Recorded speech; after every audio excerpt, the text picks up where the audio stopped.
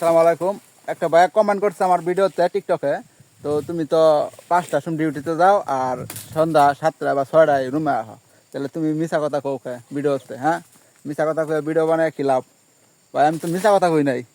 আমি যখন রয় ক্যাম্পে আসছিলাম আমার সাথে অনেক মানুষ আসাল, তারা 5 মাস 4 মাস স্টকে আসাল, মানে খাদ্যের মতন স্টকে আসাল, তারা ঠিকমতো খাবার পায় নাই, পানি পায় নাই, না খায় দিন পার করছে এক কথায় গেলে।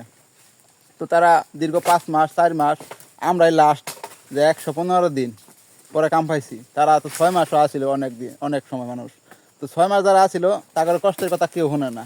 তো আমি যে আমার কষ্টের কথা কয়ে ভিডিও বানাবো, তো আমার কষ্টের কথা শুনে মানুষ কী করবো? ওইটা মানুষ কেউ শুনবো না, ওইটা মনোযোগ দিয়ে শুনবো না। মনোযোগ দিয়ে শুনবো কোনটা? যে আমি এখন মাসে কয় লাখ টাকা কামাই, কী কাম করি, এটা শুনবো। সেই কারণে 5টার সময় ডিউটিতে আহি বা 8টার সময় আহি, ওইটা বড় কথা নয়। ওইটা বড় কথা কইলে পরে মানুষ কব কি এটা কওয়ার কি আছে? প্রবাসে থাকে 5টার সময় ঘুমের থেকে ওঠে, 8টার সময় ডিউটির থেকে যায়, এটা সাধারণ বিষয়, এটা সবাই যায়। তো পরিশ্রমের কাম সবাই করে, পরিশ্রমের কাম ছাড়া পরিশ্রম ছাড়া তো এটা দিব না, ঠিক আছে? তো না না, হ্যাঁ কিন্তু ভুল কথা হয়েছে, তাই না?